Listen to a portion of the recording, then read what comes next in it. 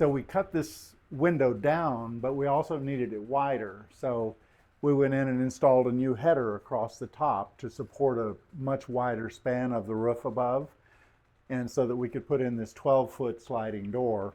And again, it's a 4-panel door, so the two in the middle open, lock together, and then you have a screen on each side that also closes and locks together. This screen hits here, that one goes there. So you actually have, with a bifolding door, screens can be problematic.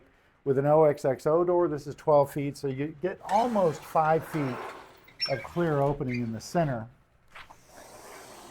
when you open both doors. And of course, if I can walk through it, you can carry just about anything in and out of this. So if you're not sure if you can get, if we do what you need, the odds are we can.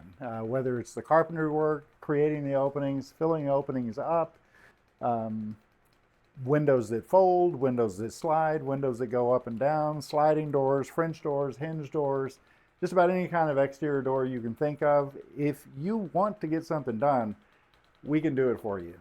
We will definitely take care of you.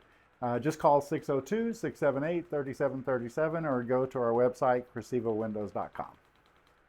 Have a good day.